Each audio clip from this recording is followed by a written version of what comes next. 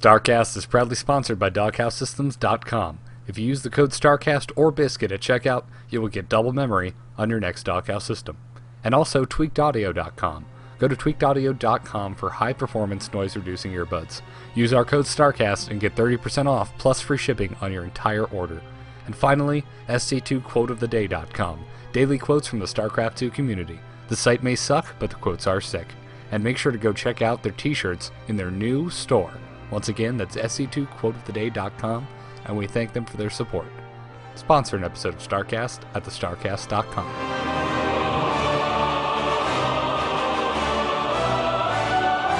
Hell, it's about damn time for StarCast. Incoming transmission. Biscuit.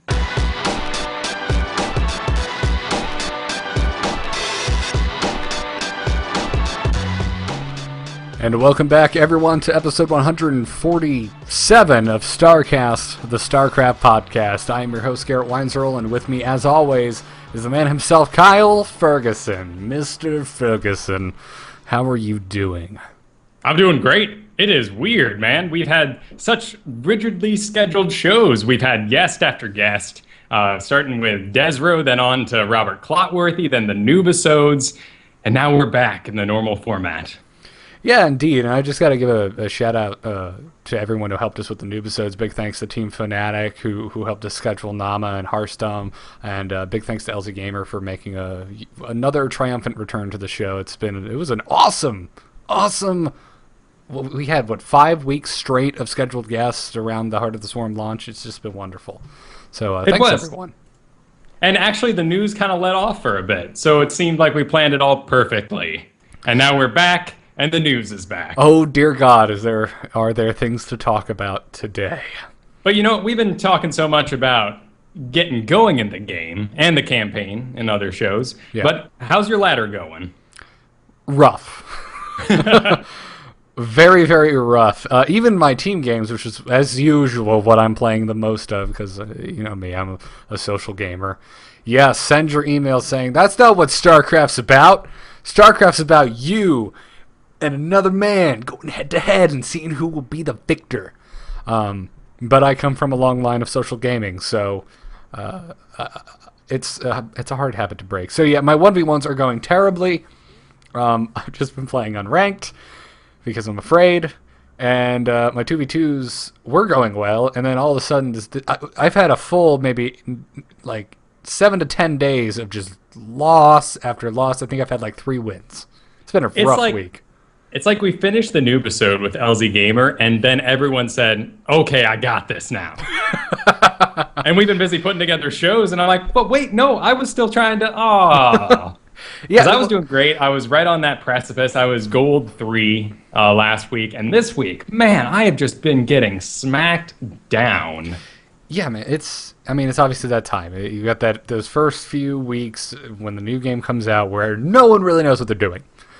And then there's us who do a StarCraft podcast. We do more time. We spend more time, at least I know I do, watching StarCraft, reading about StarCraft, writing about StarCraft, and preparing to talk about StarCraft than we do playing StarCraft. So it gets hard. We fall behind, but nonetheless, it's still a blast. I'm enjoying the crap out of the game. So certainly, I was doing much better actually before the LZ Gamer episode. Not any fault of him. It's because he taught me the right way I should be playing, because I was playing absolutely the wrong way and it was working for me. I was playing Wings of Liberty, Turtle Up, Zerg, get my brood boards, get my now awesome, not so awesome Infestors, but get the now awesome Ultralisk going, some Viper play. But now I'm trying to be a little more aggressive, trying to deny, because, man, if you just sit in your base, if you go 2-base Zerg, even 3-base and try to turtle on that, you just get destroyed. You can be so easily picked apart. And, everyone's feeling it, but those medevac thrusters. I had some Infestors in the back of my base, and this guy serpentined through my base on high speed to avoid all the fungals. Rough stuff. Good to hear. But I actually fought a master this week. He was playing unranked, and I fought him on my ranked ladder. He was a nice guy after all. Saw that I was gold while it was loading up. I was like, oh my goodness, I'm fighting a master. This is horrible. And he said, oh, no big deal. I could see your gold. So just when you say GG, I'll leave. I was like, oh, this is a really nice guy. Beat my ass. And I was real proud of myself. He was doing making a nice mutable and stacking them all up. So I grabbed him with my infestors. And That's the most mannered dude I've ever heard of in StarCraft. I know, right? What a great guy. Yeah. But I grab his mutas and I'm chain fungling them, and in the middle of this, my autopilot kicks in, my Wings of Liberty autopilot, and I throw out infested Terrans. What a mistake. One more fungal and I would have killed that whole flock. I would have felt better about myself after that GG. Because, he was dominating the map. He had me squeezed down to 2 bases. Yeah, I know the feeling. Anytime I play against anyone in the StarCast chat room, it doesn't end well.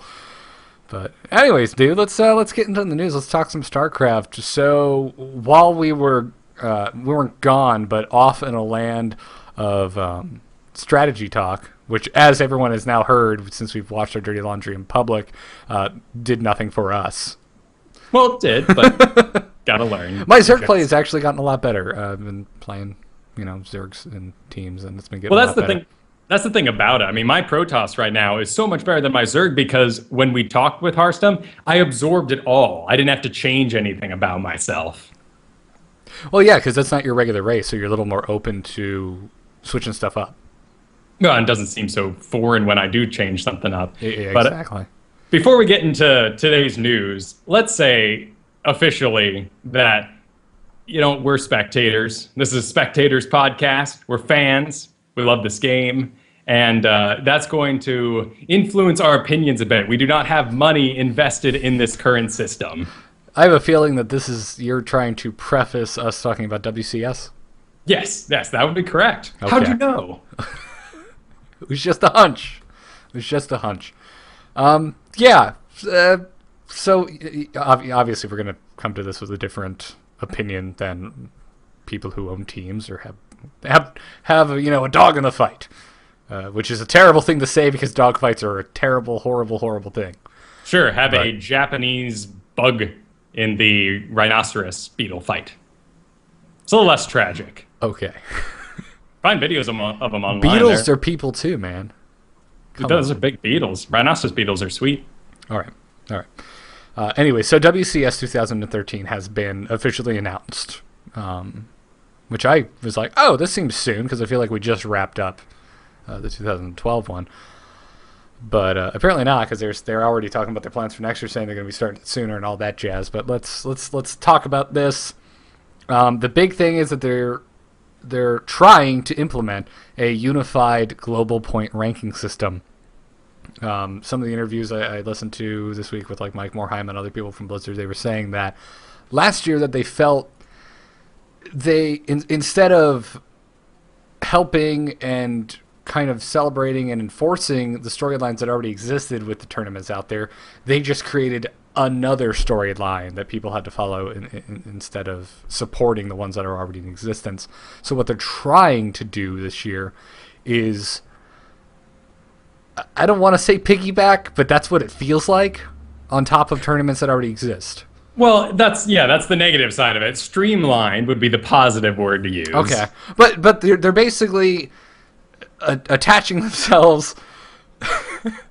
I don't make them sound like a parasite, but they're interweaving themselves with tournaments that already exist. Yes, they're getting them involved, and it seems kind of odd because just at the end of last year, we were reporting that many of these tournaments were starting to work together on their own. We had DreamHack and MLG allying together and starting their own, unified, and who would get placements because the open pools were going away. Yeah, exactly. So, obviously, jury's still out. We haven't really seen much of it. It is officially kicked off with the new season of Code S GSL, which I still, even though it's WCS, I'm still like, oh, it's season 2 of GSL for 2013. But everyone's like, no, it's the WCS. I'm like, it's the GSL Code S. Shut up. Yeah, well, it was already kind of pre-assigned too, which makes it even weirder that the tournament transformed into something else in the middle of already having people ranked into it. Right. That's we'll get into more of that here in a sec.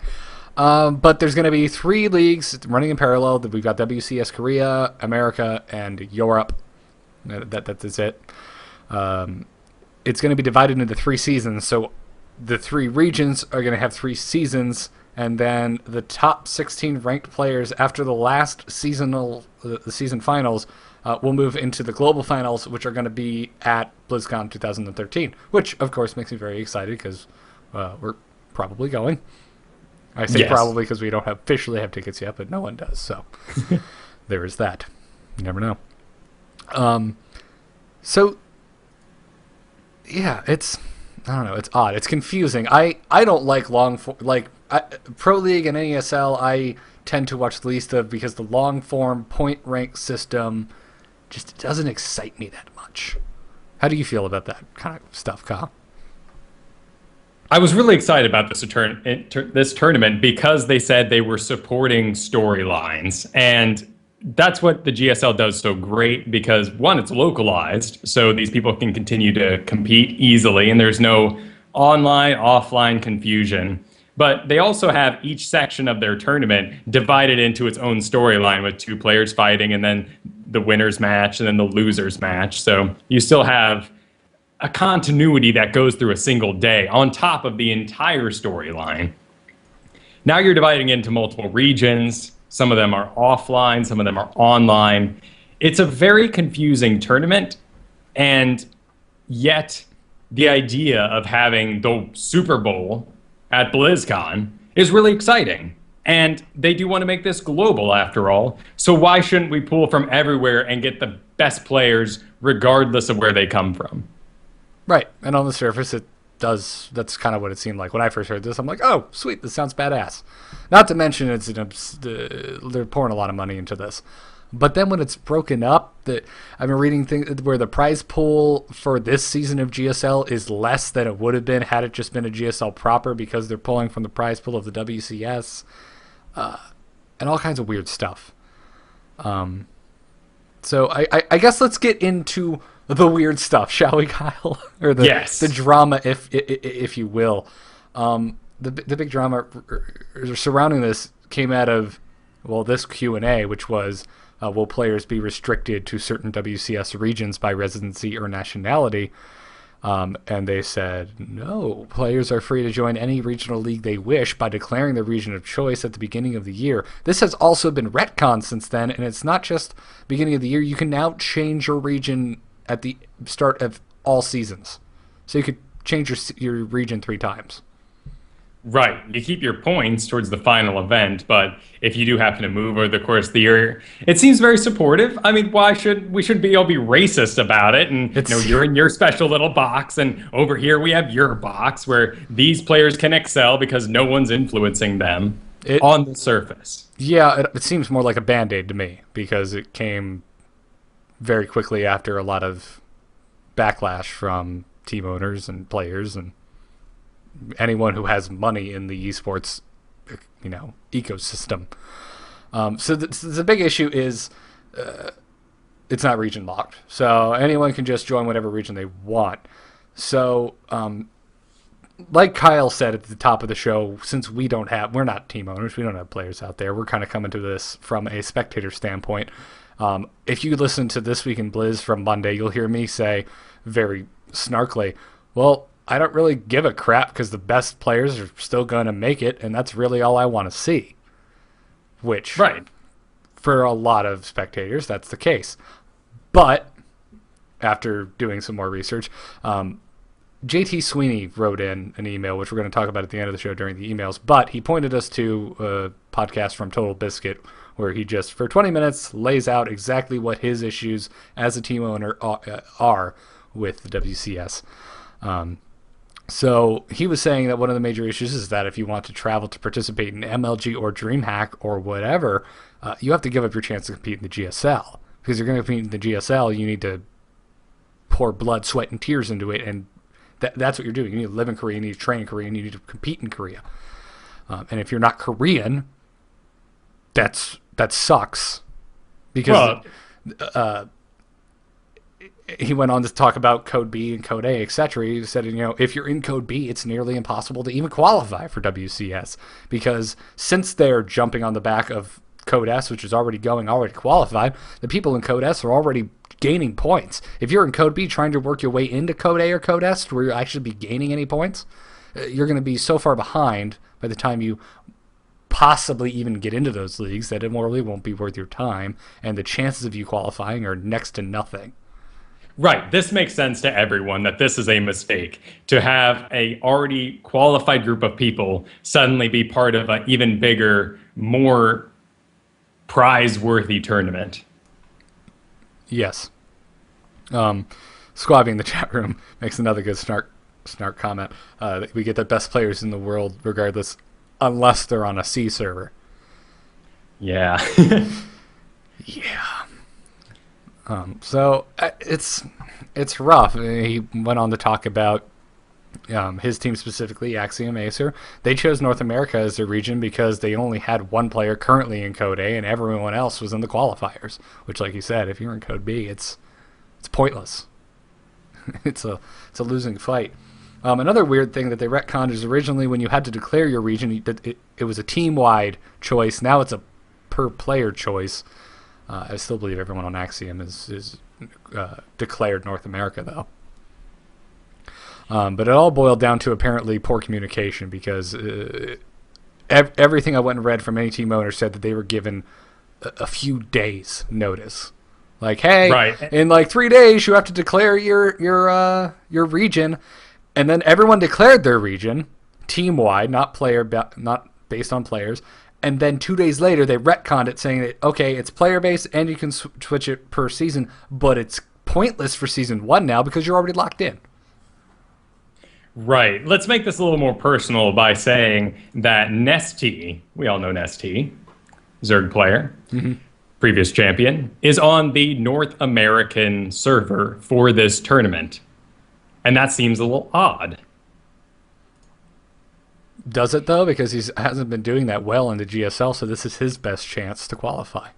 Right. Which is the problem with this entire format. Exactly. That's where things start getting a little personal because you can choose where to go, so you're making decisions based on, well, who do I think I can take? And if you, to a grand spectator with the Super Bowl mentality in mind, with the Olympics in mind, well, the Olympic doesn't quite work because, that's it's based boring. on nationality. It can be boring. I mean, it has some odd sports as well. I believe we'll be seeing pole dancing this next year. Wait, what? Yeah, they added pole dancing. Like strippers? Well, I think it's group-based, and they have to have multiple poles.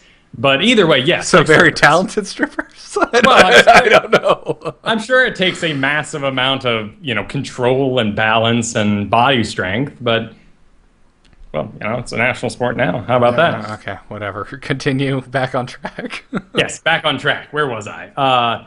So from that grand point of view, who cares?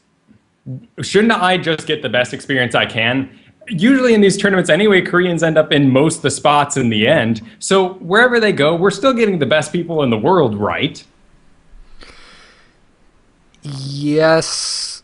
The thing is there should be a balance. There should be a balance where it promotes positive competition outside of Korea, where it's worth your time as an up-and-coming player to exactly. to play in this. And that's the real problem, is that Blizzard is supporting the wrong avenue here to make esports grow. What they need to do is localize it in these different region areas. Give everyone a Seoul, or wherever they are now for the GSL. Downtown Gundam, yeah, they moved down there. And if we could have one of those in America, well, then team houses could start building up around that. And we can start a culture of people competing all the time and ideas being exchanged back and forth, and a localized place where fandom can be built. A new online tournament isn't going to accomplish this. In fact, because the Koreans have that already, they're at a much bigger advantage than we are here in the States or in Europe. Yeah. Yeah, exactly. It's just, I don't know, it's weird. I had a lot of issues with WCS last year, especially the finals. The finals, in my opinion, could have been done so much better. I think DreamHack could have woken up and put together a tournament in one day that would have been a better representation of esports than what Blizzard put together. Sure, it was a cool idea, though. The idea that you had all your grandmasters coming together for a big tournament. Again, the problem was, though, the Korean ladder is better because you have this culture around it of exchanging ideas, team houses, and a centralized place for them to play. And not only play, but win money. And that allows people to go full time, which means they can be that much better at this game, thereby snowballing the success further. Right. It's what I was going to say is what I did like last year was the region-specific tournaments when we had the North American finals, when we had the Canadian finals, and Scarlet won. That was amazing. Mm-hmm. Granted, we kind of shoehorned it into other tournaments. They had scheduling conflicts at some of them, like at MLG, but okay, we could have worked. I don't know. I think they could have taken. They should have built on what happened, what they did last year, instead of just chucking it out the window, starting from scratch, and what seems like not involving anyone who's done a tournament before. Well, and it just comes down to simple viewership. If there are foreigners in a tournament, more people are going to watch. And if you have people who are at the same skill level, more people are going to enjoy it. No one wants to watch a straight-up smackdown between a big-name football team and some college team. But when you have two bad college teams playing each other, it's actually a really fun game. Yes. Because he drops the ball. He doesn't know what he's doing. He can't pass, but what does it matter? Everyone sucks here. Let's have fun. Funny story, the only college football game I ever went to was UF versus Hawaii, and it looked like NFL versus high school. Yeah, see, that was no good. Because Florida State often sucked when I went to their games, when played sucky other teams, I had a good time. There you go. So, but no, you made a good point. I can't believe you made a good sports reference, by the way. I know, right? Kyle deserves a round of applause, because this is so out of his comfort zone. Although apparently not. Never mind. I was going to make a joke where pole dancing at a competitive level isn't out of your comfort zone, but we'll leave that. It's all about the culture and mentality that goes with it. No, and this is something that we're just going to have to cover into the future. I think. Mm-hmm. As a matter of fact, next week we're going to have a guest on. We're going to have Elroy Pinto, who's the manager of the StarCraft team on Team Fnatic. We're going to get him on and get his thoughts on the WCS from the perspective of a team manager. So I'm really excited to talk to him about it. He's been on in the past, a good friend of the show, and I'm looking forward to talking to him. Yeah, it'll be great to have that perspective, most certainly. And I feel like this is going to be locked in for the year. There will be changes, but a year isn't a long time in Blizzard's mind. No. And they want to take this slowly, and they're going to make lots of mistakes because they are used to, I mean, look at their release schedule for video games. We'll do it when we're ready. And now they're trying to get into tournaments where they need to organize things by a date. It makes sense that the teams were underinformed or got an email 2 days late. Mm-hmm. This is kind of how Blizzard rolls. And hopefully with the acquisition of IPL, they can step up that game as well as their production quality at these events. Indeed, and way to segue. Just before we do, check out Total Biscuits podcast. We've got a link to that in here. Root Cats made a wonderful post on the subject of WCS, and there's a good Team Liquid interview with Mike Morheim, who's the CEO of Blizzard Entertainment, and Itzik Ben Bassett. I hope I didn't completely butcher his name, but he's the executive vice president of global publishing at Blizzard. So it's a good interview. It's very hot off the heels of the announcement, though, so there's a lot of outdated information and a lot of off-the-cuff answers, but it's still a good interview and worth a read. So and a lot of promotional excitement, whereas take the Total Biscuit, I believe he did it on SoundCloud, file with a grain of salt, because he has a lot invested into this. In fact, he goes a bit into his spending on his personal team, and it's a lot of money coming out of his pocket each month. That's why I've always kind of, I mean, there's people who love Total Biscuits, people hate him. I've always kind of doubted the guy because he really doesn't hide anything. No, he's legit. Yeah. And while he does do the snark and play the angry gamer card a lot for his reviews, he's being himself, and that's what's got him his success. So Yep. If you don't like him, don't watch. Yep. That's like yelling at zero punctuation because they didn't like the game you love. But, well, they don't love any game, and those are the best damn reviews on the planet. So Exactly. You know what you're getting into. So I'm waiting for him to throw up his BioShock Infinite one to see what he can find to hate about the game. Hey, that was put up yesterday. Oh, was it? I haven't seen it yet. Okay, we're just gonna stop the show here. I'm gonna go watch that now. Anyways, let's talk about Blizzard's acquisition of IPL. So, IGN's got a new owner, and one of the first things he did was, "Hey, I have no interest in IPL, so we're gonna get rid of it or sell it." And Yep, and that's basically what he said. This makes no sense for us to be in the event or organization world. We are Ask Men. We're journalists. It seems a little strong of a word. it's a gaming but journalist website, Yes. which for a long time was owned by pretty much like the Fox umbrella, so I didn't pay a whole lot of attention to it. But, anyways, yeah. So IPL was up for grabs. The future was pretty murky. We didn't really know what the hell was going on, and I don't know. I was feeling bad for everyone involved because they put on some damn good finals. But happy days. Blizzard has purchased the IGN Pro League. And to quote the IGN post, they said that IPL technology and assets are now owned by Blizzard, and existing members of IPL staff will help form a new team in San Francisco whose primary focus will be on creating high-quality web and mobile content in support of Blizzard games. So there you go. We're getting a mini Blizzard office in San Francisco, a new team comprised of former IPL members.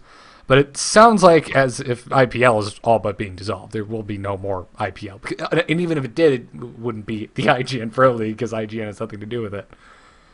Yes. This is exciting for multiple reasons. One, because this could mean some really awesome production coming in the WCS for their events, particularly at BlizzCon.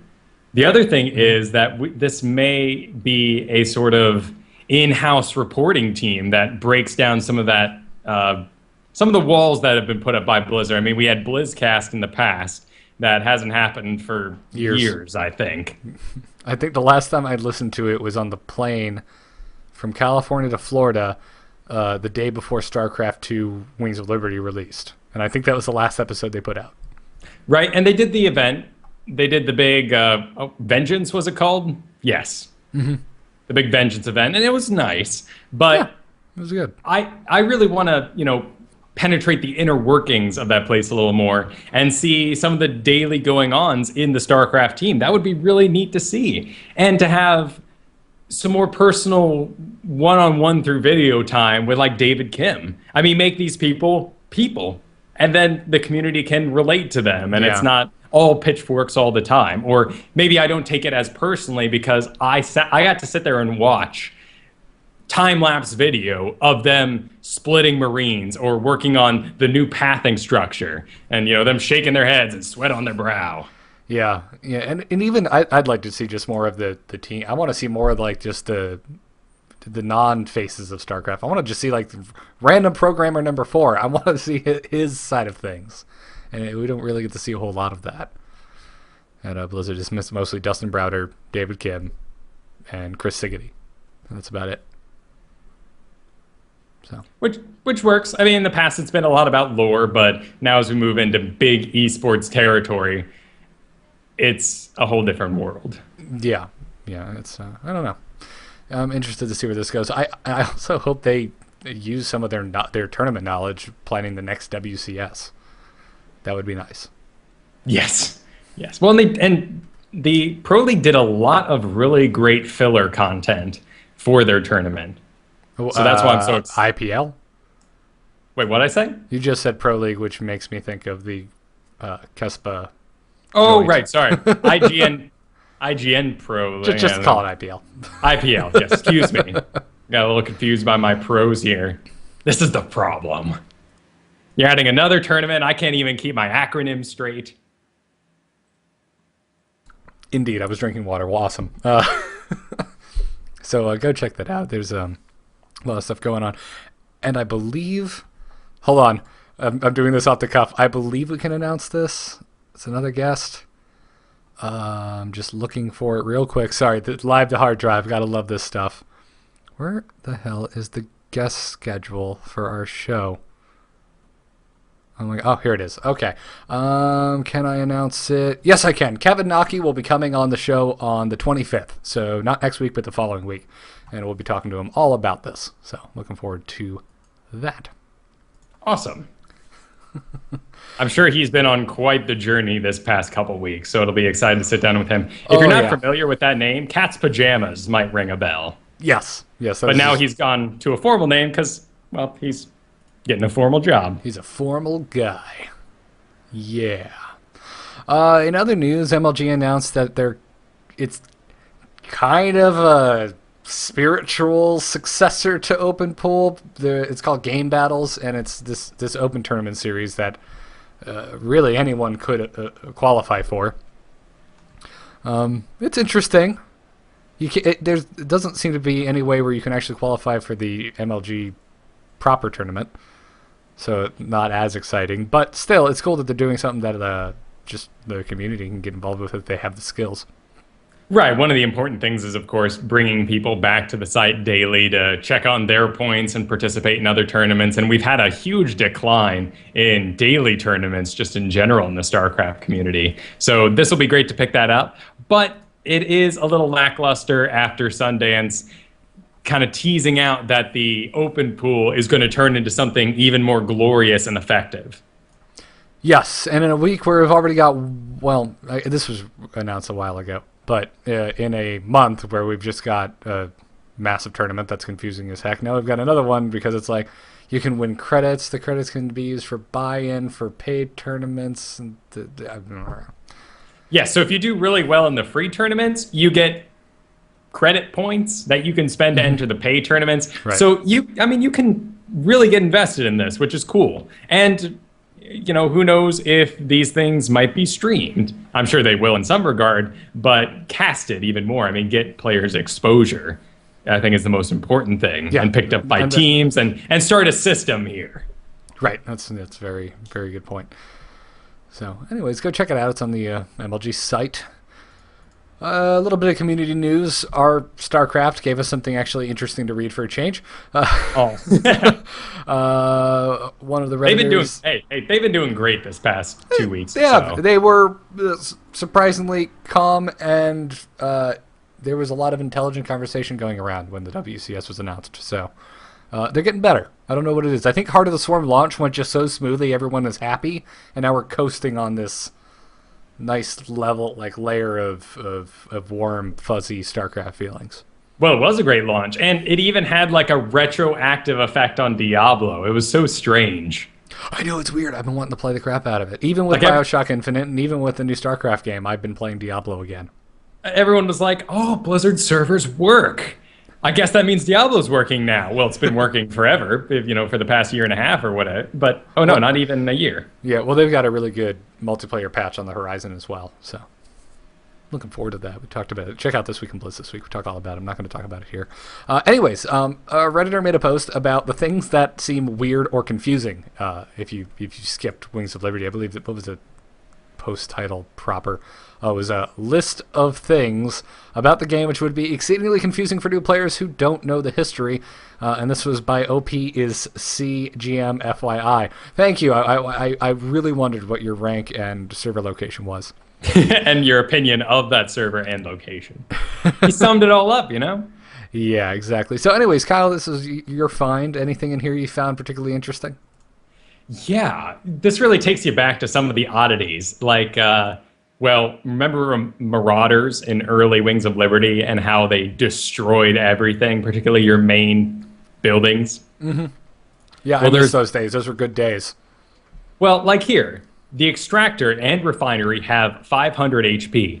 The Assimilator has 450 HP, 450 shields. Yep. That's outrageous. This is in-game right now. But a Protoss Assimilator has almost twice as much health as the other race's gas facility. And this was because in Wings of Liberty with the Reaper having bonus damage against buildings with their grenades, you could get a bunch of Reapers early on, run into a Protoss base, destroy the assimilators, and keep them down so he could never get the first Stalker out and never, ever deal with Reapers. Yep. Yeah, it's fun. There's a lot of fun facts in here that I've straight up forgotten about.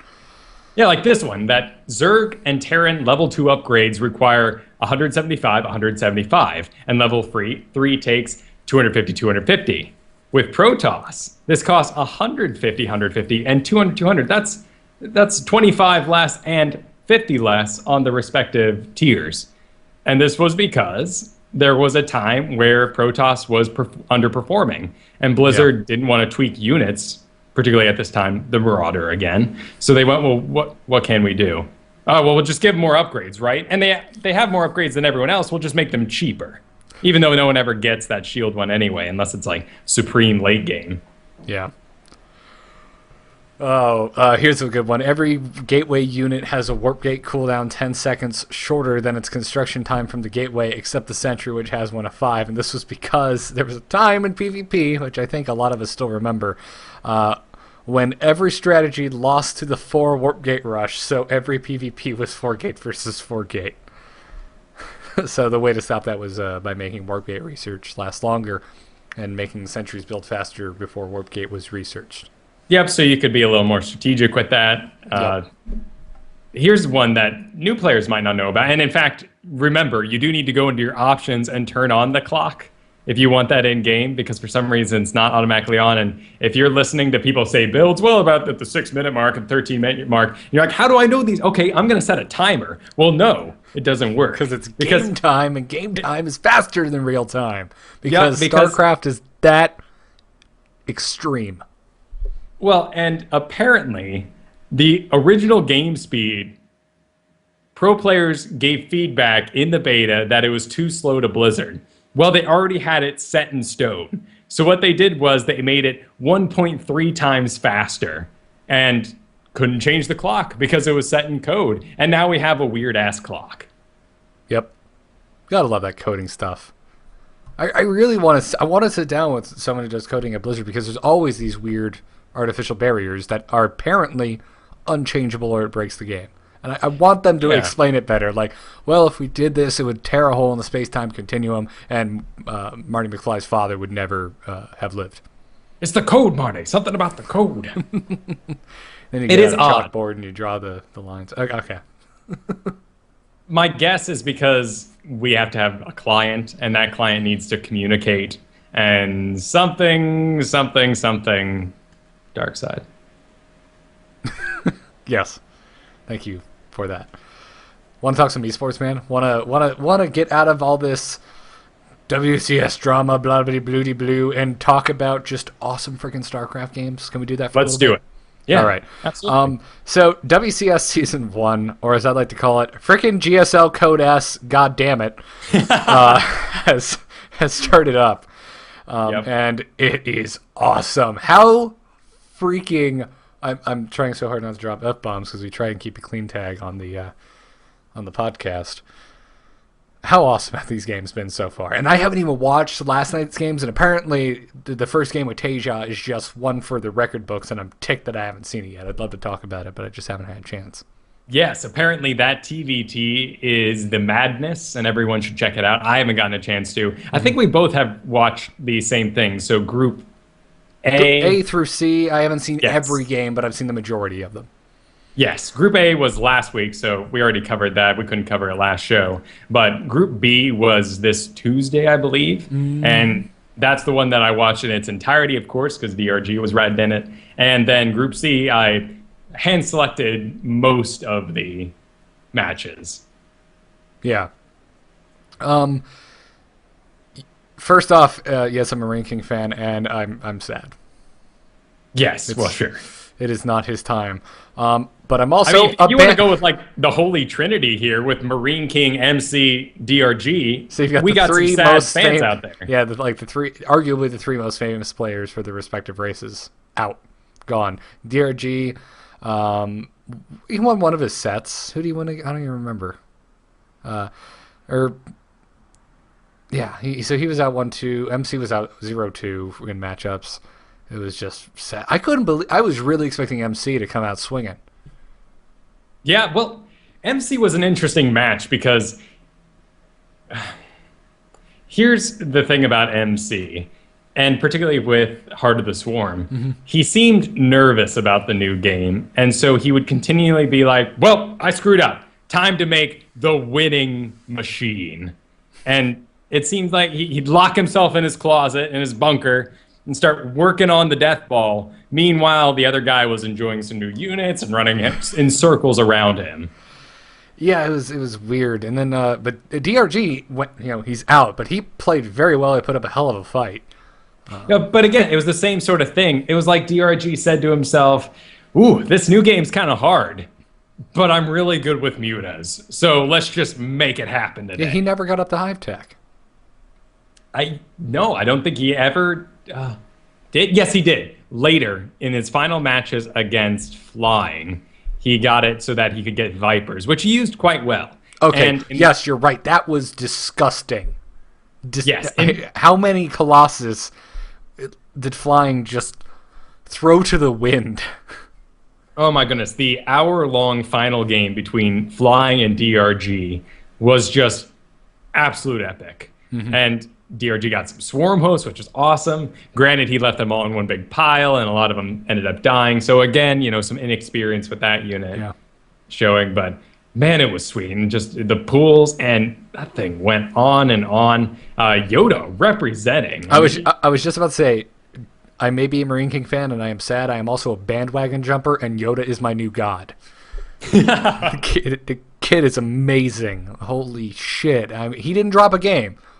Won 4 games in a row. First one out of the group. No, Widow Mines, man, they are powerful.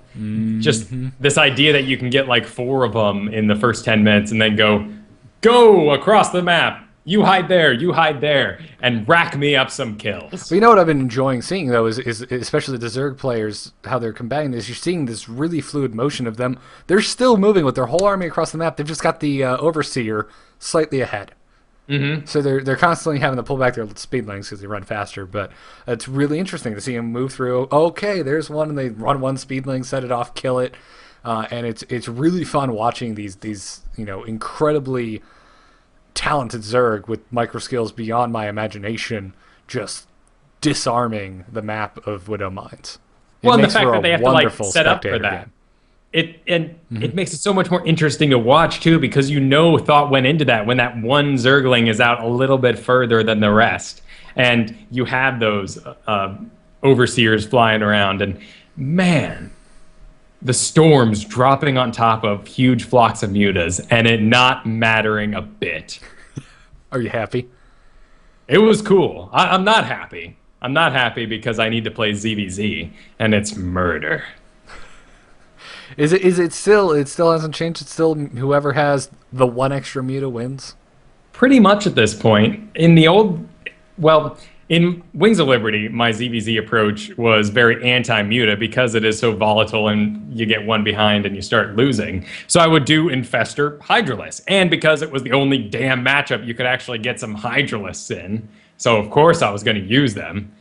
But yeah, it's all about the mutas, right? I have no idea what they could do. I would hate to see something along the lines of, well, the Infestor's nerfs in the other matchups, but Infestor's going to be like this and Zerg, and that'd be awful.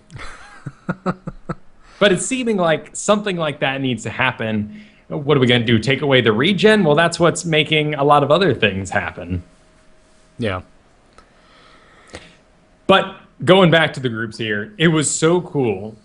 If you're watching this, GSL, really, you should go get yourself a ticket, because if you enjoy this show, GSL is our #1 tournament. We always go back to it. It's the one we love to talk about each week, and you should definitely join in on the conversation. But check out Group A first, and you're going to see Wings of Liberty with maybe an Oracle. Then go to Group B. You're going to see Oracles thrown in, but maybe they're used a little weird. Then go to Group C, where you have Oracle Destruction opening in SOS versus SOO. Yeah, it's so Sue, easy. I think it was. Yeah, forget how many was it killed in like three. It was some absurd number. It was like 16 killed and.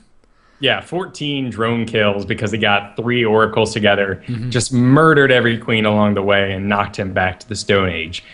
It's also kind of, I mean, are you confused? I know that for the WCS here, it's really awesome that we were able to get Kespa and GSL to work together and organize this single tournament. But if you were watching GSL in the past, you're like, who are all these new people? Well, no, Kespa players have been in the GSL for a while now. Right, but someone like Crazy or SOS. I haven't heard those names before. No, they're newcomers to Code S, but I don't know.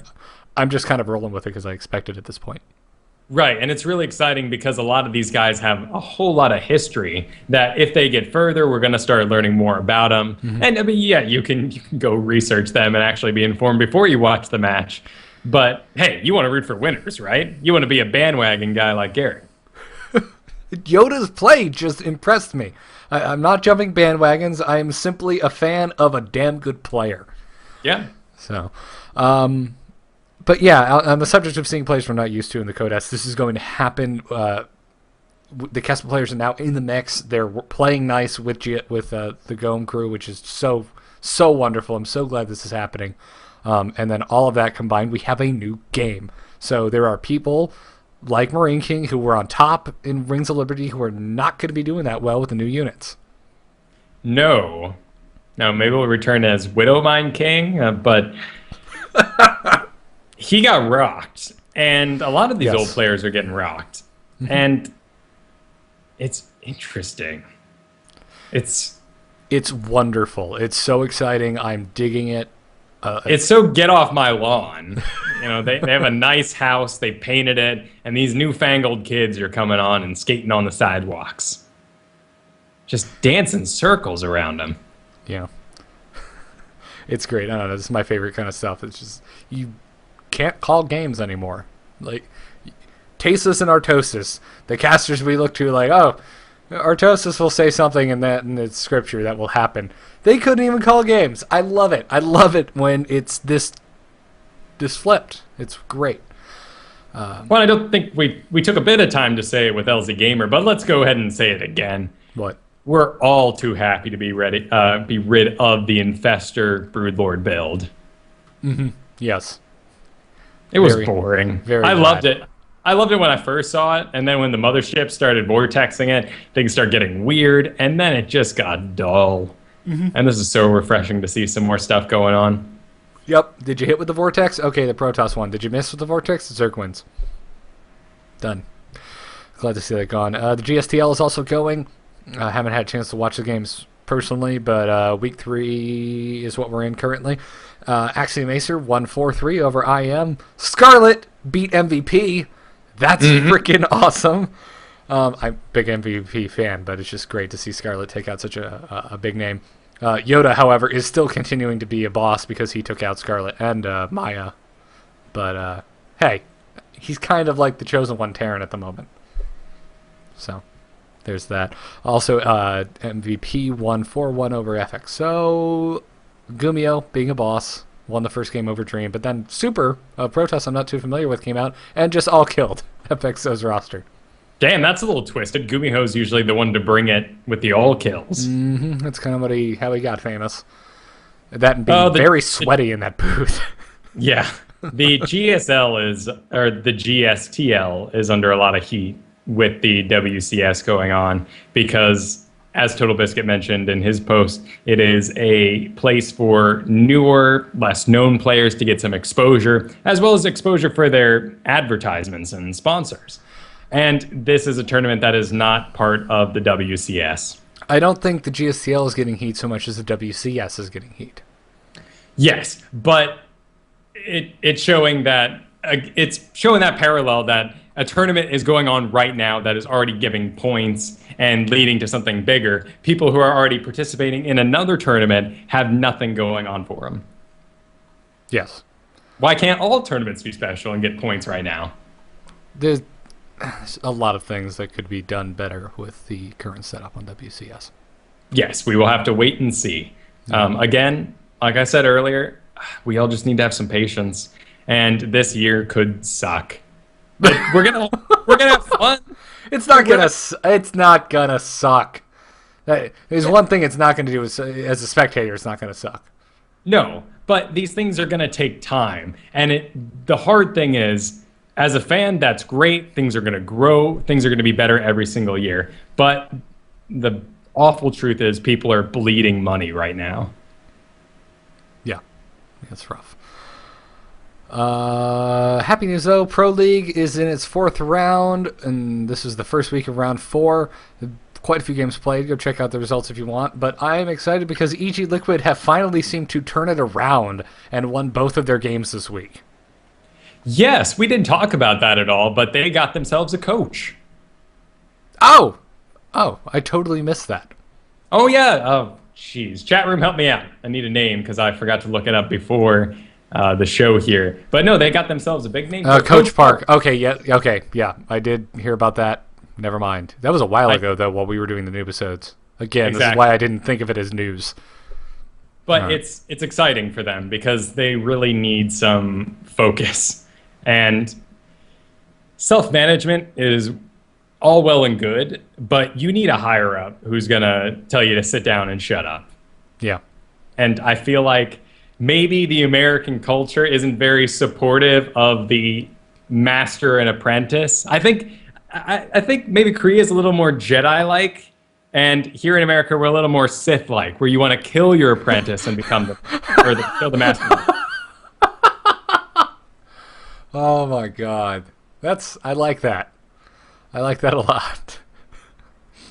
Although I don't know, I could see that happening in Korea too. But anyways, that is that. Go check out the GSL. It's wonderful.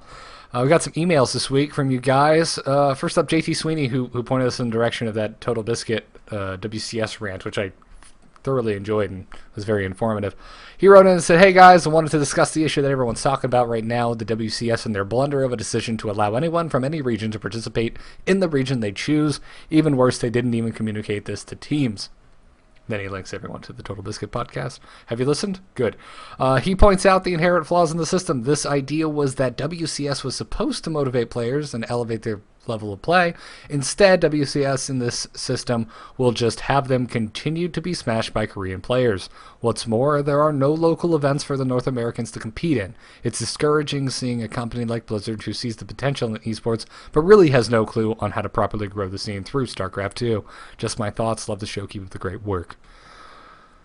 So, thank you again for that email, Sweetie. Really enjoyed the recording from TB. And what he said here highlights the struggle that Blizzard must have gone through making this decision. And they did what they thought was right and the global choice. Again, it would have been so much more awesome to see all this money put into a localized tournament out in Anaheim, where you need to have residency in the area because it's happening every week and there's a cool place for people to come hang out after school and it's downtown. It'd be awesome. But they can't afford to do that and build one of those in South America and build one of those in Europe and tell Australia that they have to suck it again because you don't get anything. Yeah, I don't know about the location because there's so much traveling going on with foreign players, but I don't know. Interesting. What do you mean? I'd be all for it. Oh, like picking out, just announcing the official sort of GUM TV location here in America. Yeah, the esports mecca for America. I'm not sure it could ever work. We've had this discussion before. I think just because of the amount of traveling that our players do, I'm not sure it would ever be feasible. Well, it's a big place, but we already have EG out in Arizona, so we're already kind of pushing towards the Western Hemisphere. Yeah, but if they stay there much longer, they're just going to catch on fire, and that'll be the end of that. They got palm trees there. They pump in water. I went to Arizona once. I don't think I could live there. It's dry. It is a level of heat I didn't know existed. No, well, you're in Florida, so it's a whole different stickiness. Yeah, but the sticky, dry wet heat. Yes, the dry heat is killer. I could have cooked an oven pizza on the hood of my car. And would ruin your fine hair. Might have some split ends. Yeah, no, California is the best state for hair, just so you know. All the oils from the pollution get in there and make it shine. Anyways, Daniel from Ecuador wrote in. He said, "Hey guys, I'm a partially new guy to the StarCraft scene." He says, "I kind of abandoned the game till I started hearing your podcast, and now I play it every day, so thank you for that. 2 questions. 1, why didn't you have Robert Clotworthy record something for the podcast intro? It would have been very fun to listen to Jim Raynor every time we hear the podcast." And to that I say, did you listen to the interview? We kept the poor man, up to the last possible second that he could stay on the show. Pretty much. We told him an hour. He was more than excited to talk to an hour 15, and we weren't going to keep him any longer. No, I wasn't. 1 more second. Can you record some stuff for me for free? All right, thank you. Yeah. We took enough of his time, and it was awesome. And then 2, he said, "I'm actually an architect student. I listen to the podcast in my long nights, and I've been wondering who designs the maps, because I've noticed they're all symmetrical. Do you think it could even be possible to have an asymmetrical map? Do you think Blizzard could hire architects to design maps, something like Inception? Just wondering." Ooh, don't say that. Oh, that's kind of funny, though, that as an architect, he's like, Inception's my superpower. They're going to come for me. They're going to take me away. Be awesome. I still haven't seen Inception. Really? Yeah. I mean, I won't get on you for it. But... It was when I was living in California. I was visiting Florida when it came out, and I came back, and my girlfriend at the time had already seen it, so it was like... Oh, so it's one of those. It was one of those little, you're who I go to the movies with, so... Guess I'm not seeing it. You want to rent it? Nah, I just saw it. Yeah. Well, and my current girlfriend doesn't care for it, so... It's a fun movie. I mean, it's like... it's your first time with, like... Memento. There's not really any twists, but you know. Can we get off topic for a moment since we're on the subject of movies? I'll come right back to this guy's question. Sure. This past weekend, I went and saw Evil Dead, the new remake that just came out. Oh yeah. It was awesome and disturbing, and I came home nauseous, which I don't think's ever happened to me. So just because the volume of gore? Yeah, it was delightfully disturbing. It was the most disturbing thing I think I've ever seen. Well, the original Evil Dead movies were pretty disturbing. They were funny. They were funny as hell. I never had a nightmare about Evil Dead. Oh, I don't know, man. When he's in Evil Dead 2, when he's crawling through the basement there, and like he's squeezing between those thin walls, and then he finds the old grandma who like turns into a bird and like flies up around his head. I forgot. I'm sorry. That scares you, but you're a wuss. They're funny as hell. I don't know what you're talking about, but go see it. My story, though, is my girlfriend and I were very excited. We're big horror nuts, and even bigger Evil Dead fans. So we're going. I had my Ash Evil Dead shirt on that I got from T-Fury, and so we're sitting down. All right, we're waiting for the movies. We're waiting for previews to start. Lights are on. 2 ladies and a family of 4 other children. No. Children, none of the 4 were over the age of 7 max. Possibly not over the age of 5. Yeah. Came up, and first we see them enter, and we're like, are you serious? Is this really happening? Oh, no. And then they come up and sit directly behind us. And then it was one of those moments where I look at Katie. Katie looks at me. Are we moving? We're moving. We got like 2 seconds after they sat down. I don't care if they think we were rude. You shouldn't bring your 7-year-old child to frickin' Evil Dead. I had that happen to me and Harold and Kumar go to White Castle. And I'm trying to have a good time and laugh my ass off at some stoner jokes. And this family and their brood of 7 come in and I have to like snicker under my breath for the whole time. And in fact, at one point I gave a great big guffaw. I think it was when he was riding the cheetah? Riding the stone cheetah. And the mom turns around and gives me like a, well, kind of face. You were definitely not the kind of person I was, which is odd because I met your friends. Because that's when you just get more obnoxious. You start laughing and cussing at the top of your lungs. And like, that's effing right, man. That's the funniest effing thing I've ever effing heard. Like, oh my God, man. Like, you just go balls to the wall. That's what you're supposed to do because those idiots shouldn't be bringing their children to the movies and you're an obnoxious 18-year-old. God, man, you are tame. Well, I mean, this all comes down to a society problem that people think that everything put out has gone through some sort of seal of approval process. And, oh, well, if Hollywood put it out, clearly they gave their big old stamp that this is family friendly. No. No, I guess Harold and Kumar is definitely not as bad as something like Evil Dead. No, sure. Well, and gore and horror, that's a whole nother level of neglect to bring your children to. Yeah. And that being said, this truly was the most horrifyingly violent thing I've ever subjected myself to. So, Just violence for violence sake? It's violence for paying proper tribute to Evil Dead sake. But bringing it up Juicy. to current, I loved it. It was a wonderful movie. I'm not going to watch it for fun like I do Evil Dead 2, but it'll definitely become a staple of Halloween. Like, it's Halloween, all right, let's pop in Evil Dead. But, yeah. I can't wait for Halloween so I can watch Cabin in the Woods again. I don't wait for Halloween. I've already watched that like 3 or 4 times. It came out on DVD. The movie's amazing. Back to Daniel's question about who makes the maps. Do I think Blizzard? Oh, yes. I was saying, oh, no. Don't say they're asymmetrical. Asymmetrical maps will never, ever, ever work. And don't say they are symmetrical either, because there are people who have found, oh man, the posts I've seen of like, look at this curve here. Clearly this is an advantage and I can put a siege tank if I'm on the left side. And on the other side, clearly you can't build a building there. And actually in the past, some of the ramps have been a little weird. Yep. And It doesn't fix work it perfectly. But the second you make a map asymmetrical in a game that's supposed to be perfectly balanced, it becomes horrendously imbalanced because one side is inevitably going to have some kind of benefit over the other side. So then you get into this RNG of, oh, I spawned in this shitty location. Part of me wants to talk about World of Warcraft because in vanilla Alterac Valley, it was asymmetrical and there were some serious issues that Blizzard just turned a blind eye to for the longest time.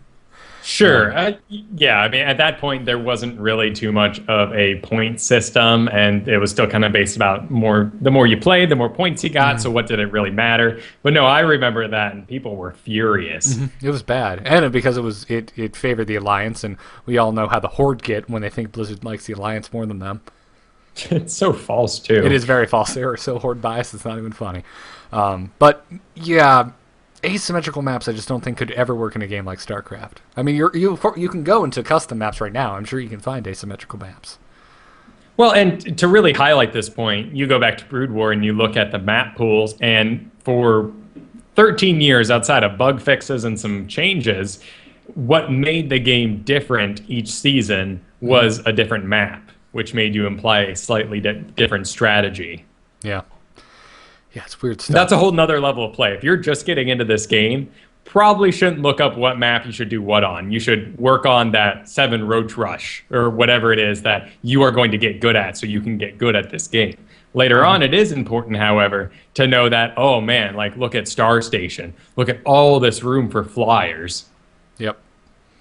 As to who makes them, anyone can make them. You can make them. As a matter of fact, if you have StarCraft installed, you should have the Galaxy Editor, which is the map maker. You can make your own maps.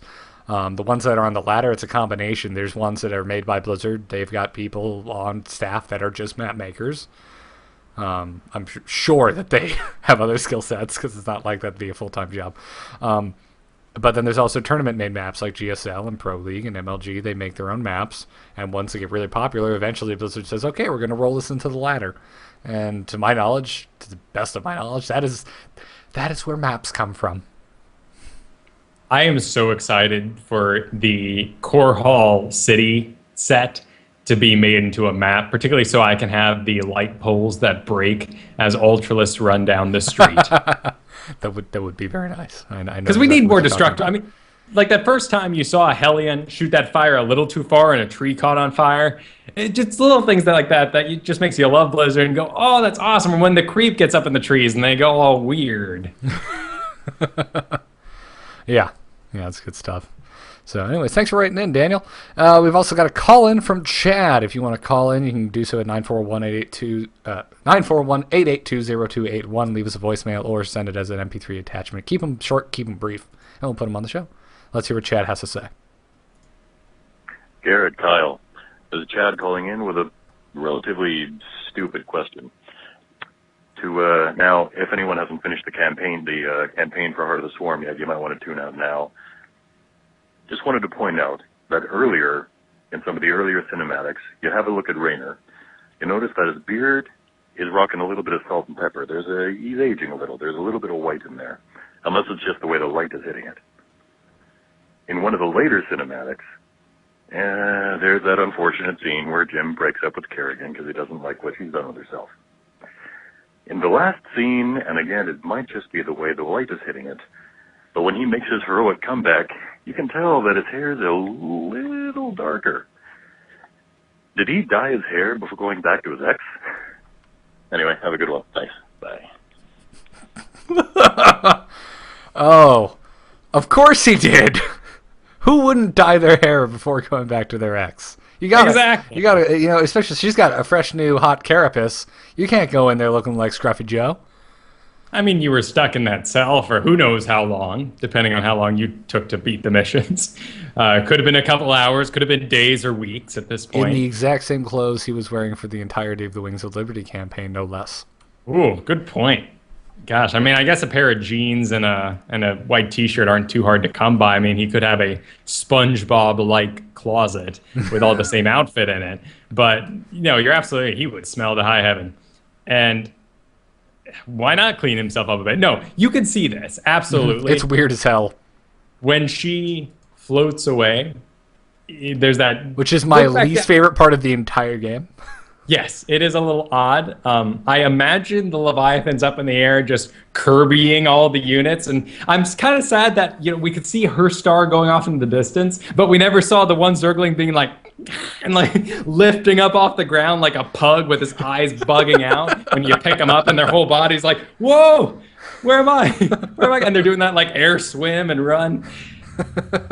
Would have been great to see, but yeah, that was odd because she couldn't fly either. She could jump real well with that one ability, but fly, the powers of flight with the wings attached at her hips, with no webbing between the wings. Yes, but it was like a gravity beam. Let's just keep it like that. Something was lifting them all into the air. That is not the subject at hand, Kyle. We're talking about Raynor looking weird. Yes, and he seems to be okay. I mean, the door comes open, he grabs Ming's hand, crushes it, throws him back so Kerrigan can deliver the final blow. And his hair is doing all right, but then he gets some tears in his eyes as she flies away, and they're the tears of youth. And all of a sudden, all that nice pepper in his hair is gone. His hair looks longer too. He looks like a jacked up, super buff Dave Grohl from the Foo Fighters. It's funny in that he just looks different. There's something different about him. I don't know what it is. I don't know. I think it's a little odd too. So yes, Chad, you're not alone. This is very odd. You're not insane. You're not insane. Yeah, that's the more. Well, you might be, just not about this in particular. I mean, maybe if when you see a ghost, your hair turns white. If you see an infested ghost, your hair turns black. All makes sense now. You're dead to me. No, not going to run with that one? Okay. No. Then I have no excuse. Maybe he did a bit of manscaping before he showed up. Okay. On that note, that brings us to the end of this week's StarCast. Thank you for your emails. Thank you for your call-ins. If you'd like to join in on the conversation, email us at starcastshow@gmail.com. Leave us a review in the iTunes store if you're a podcast listener and have not done so. It's the best way to help us get new listeners. Make sure you tune in next week. We're going to be having Elroy Pinto on. He's the team manager from Team Fanatic. We're going to be talking his thoughts on WCS, and I think he'll be sticking around just talking news with us. So I believe we're going to have to pre-record it just hours before the show actually goes live because he's on European time and there's a big time difference. But it'll be aired same time, same place. Check it out. StarCast is a production of amove.tv. You can find this and many other awesome shows like This Week in Blizz or our new show, The Campaign Roundtable, which we are finishing our coverage of the Heart of the Swarm campaign this upcoming Tuesday, so make sure you tune in for that. You can find that all on amove.tv. TheStarCast.com is the place to go for our forums, archives, t-shirts, and plenty more. You can catch us live every Thursday night at 8 p.m. Eastern right here on twitch.tv/TheHandsomeNerd. And you can see all of our VODs on youtube.com/StarCastShow. Catch our podcast on the Frog Pants Studios Ultra feed at frogpants.com. I already told you our email. Follow us on Twitter at the StarCast. You can follow me at Garrett Art. You can follow Kyle at Kyle Ferguson. And big thanks to Octane Pro and Captain Dubing, the resident StarCraft production crew, or StarCast production crew. All of StarCraft. All of it. They do all of it. Check out my site, nomoonart.com, if you need some stream graphics. I just finished up a big job that I worked together with my buddy Ben from This Week in Blizz for the Fiber Op Cup in Canada. Make sure you go check out twitch.tv/frag for charity. I believe their VODs are up there if you want to see some of the cool graphics we did for them. Kyle, where can people find you? Well, before we can find me, you don't promote yourself enough because you run the A-Move TV website, and it is fabulous looking. Thank you, sir. It is epic. It is sweet. It has all our VODs up there. You did a really nice put together of all the new episodes for future reference. You can check those out if you already listened to them once again. But you can find me over at my other podcast, Biggest Fan Podcast, where we follow the fad that's driving you mad for 1 week. And this past week was Harrison Ford week. I was surprised. Actually, both Brockett and I's favorite movies are from the Indiana Jones franchise. But he went anti Harrison Ford on me because he thinks he's gotten too grumpy in his old age. I argued that... Oh, go ahead, Garrett. I would argue that Brockett does a show about romantic comedies and no longer has an opinion to give on movies as a result. All right, touche. I would argue that the man knows what he likes and likes what he does and lives on a ranch, has the hobbies of helicoptering and carpentry. No wonder he seems a little off in interviews. The man likes being alone sometimes. At any rate, it was a very fun episode. Certainly, ones that come to mind in the past, we just did Greek yogurt 2 weeks ago. That was wacky and fun. Wizard of Oz was a blast. And this next week, we're doing Transformers, which is about damn time because I've been watching Transformers Prime. That show is a blast. It can be, go a little bit deeper into it. It's all on Netflix. Check it out. Because at first, you're like, oh, man, they're doing the kids and the Autobots thing. It's a little cheesy. But no, I mean, it's awesome. And those kids go away real quick, so you can get some good drama with Starscream and Megatron. Yeah. Nice. I just finished Arrested Development, and I'm very glad that it's coming back next month. Oh, and all in one big pile. I'm loving the future. Yes, it's a beautiful place. I wish Netflix was like this when I was in LA with no TV. Oh, true. Because now I'm having to wait for 3 different shows. I'm not a big TV person, but man, TV's up in its game, and I'm excited about it. I mean, on Fridays, I look forward to the Transformers Prime, and then on the weekends, you got Game of Thrones now. On Saturday, you have Doctor Who. Oh, that's true. And Legend of Korra is going to pick up sometime in the summer. Ooh, yes, that needs to come back very, very soon.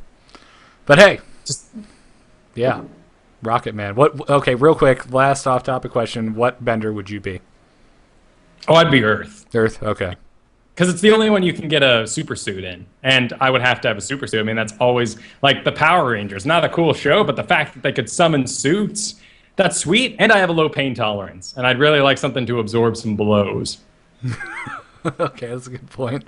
I'd go with fire, but that's just because Zuko has amazing hair. So. Yeah, but I could make a house and, like, chairs. You can burn things. I don't care, man. I like fire. I was a pyro when I was a teenager. Oh, I mean, what self-respecting person wasn't? In fact, did you make a robot out of nothing but mortars and then blow up said robot? No. I win. Shut up. Okay. You were playing with fireworks, though. I was living in the desert where fireworks were illegal, but they probably actually were illegal there, too. At any rate, the fireworks are pretty much illegal everywhere except for, like, across from a Cracker Barrel in the middle of nowhere. Yeah. Why in the desert? Were they afraid you're going to burn down the sand? Well, because there was all the brush and like tumbleweeds. Okay. Gotcha. They're little bushes and they're all smack next to each other. So mobile you can have fire, that's no fun. Exactly. You can have this sweeping huge fire across the plains and eventually it gets to the mountains where there's actually trees and forests and critters living there and it's a bit of a problem. But I fully believe that human beings are good at strategy games because of fire. mean, you are fascinated by it. You want to poke it. You're like, oh my God, I need another log right now. And this log needs to be like adjacent or on top of this. So there's like airflow. And if I blow here like 100 times, the fire will be real awesome. Nice. It's the original strategy game, man. It's good stuff. Firecraft. Anyways, check out our sponsors, doghousesystems.com, tweakedaudio.com, and sc2quoteoftheday.com. Our code is StarCast. That gets you double memory on your next Doghouse Systems gaming rig. I need to remember to breathe when I pimp your sponsors. It's a bad thing. But truly, Doghouse Systems takes my breath away. So check them out. It's what I'm streaming on right now. It's what I play all of my games on. It's what I'm currently playing the living crap out of BioShock Infinite on. Loving that game. Saw some article today about how it's the worst game ever, but screw those people. There's so many tirades I want to go off on, but I will save that for another day. There are so many bias articles. I read one, what's the difference between Torchlight and Diablo, and it was so heavy-handed. Yeah. I do understand there's a lot of stuff that Torchlight does that I wish Diablo did. But yeah. Anyways. Anyway, our code for Doghouse Systems is StarCast. You use that code, you get double memory on your next Doghouse Systems gaming rig, and you support the show in the process. So if you're ever like, I need a new computer, but I want more RAM, and I'd like to support StarCast, here's your way. So go check them out. We really appreciate their support, and their customer service is the best. I can say that, and I'm not lying. That same code will get you 30% off and free shipping on your entire order of earbuds from tweakedaudio.com. They have many different colors, many different styles, and they all come with a lifetime warranty. And they're great. You can get wooden ones like me. I keep telling you, you want to be a hipster? You're going to need earbuds. And you can't be a hipster and have earbuds that just came with your iPhone. Because then you just look like everyone else. So get a pair of the wooden earbuds because they're hip as all get out and enjoy them. Tell them we sent you. Use the code StarCast. You'll get a big fat discount and not have to pay shipping. And, of course, sc2quoteoftheday.com. Follow them on Twitter at sc2quotes and check out their website for their fine T-shirts. We thank everyone for their support. In the chat room, someone asks, you're still in a Move TV production? Yes, it's a production. We stream on the Handsome Nerd Network because we are handsome nerds. But it's still an A-Move production because I am A-Move and I'm doing this show. And you can still get all the VODs and all of the information about this show and many others on amove.tv. So head on over there. We've got just recently posted all of the new episodes in their VOD format, all pretty in one place for you. So go bookmark that if you need a quick Heart of the Swarm reference guide. So enjoy it, guys. We'll see you next week. Elroy Pinto will be joining us. And until then, good luck and have fun. Take care.